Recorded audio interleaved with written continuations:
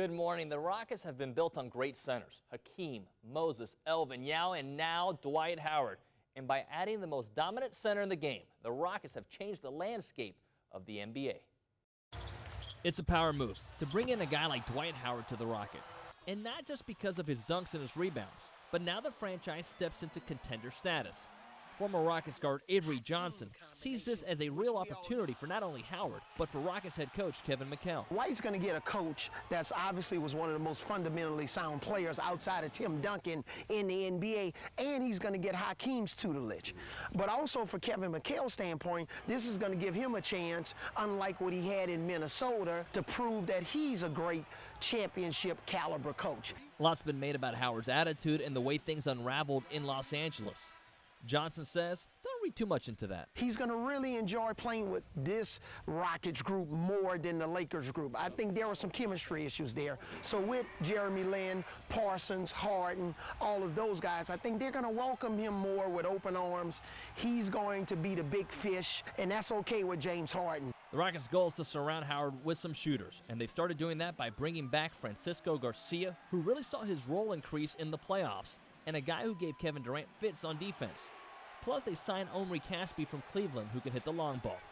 One guy they won't have is Howard's childhood friend, Josh Smith. He's going to Detroit. But Howard's new home will be the perfect setting for the big man. Dwight Howard is not only going to enjoy himself on the court, he's really going to enjoy living in Houston.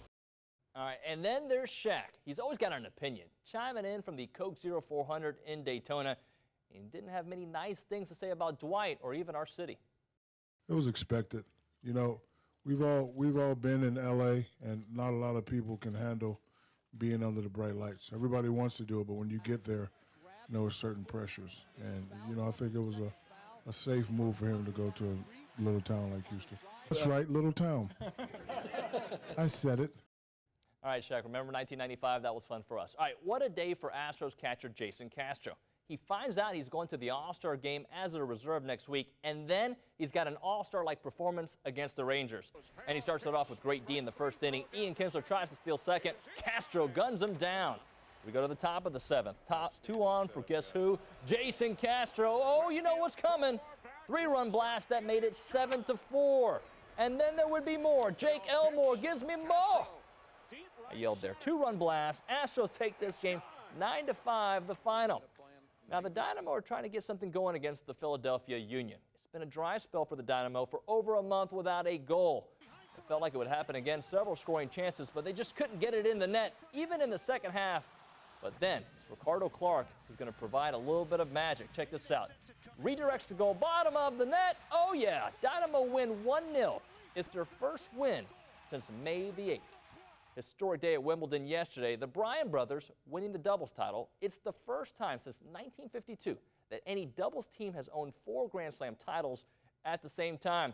And they call it the Golden Slam because they won in the Olympics as well. Match point, the identical twins. They nail it, and they do their usual chest bump. Oh, yeah, to celebrate. They're also 4-time champions at the U.S. Clay Court Championships at River Oaks. And then in the women's final, Sabine Lisicki, outmatched by Frances Marion Bartoli, who was the 15 seed. She won 6-1, 6-4, and becomes the first French woman to win the Wimbledon singles title since her own coach did it back in 2006, Amélie Morissimo. And out of the Coke 0400, Jimmy Johnson's good and takes it. As he crosses the finish line, there's a pileup. Carl Edwards and Danica Patrick all involved. It's Johnson's 4th win of the season, and it's the first time since Bobby Allison 31 years ago that a driver has won both Daytona races. That is sports. Have a great Sunday, folks.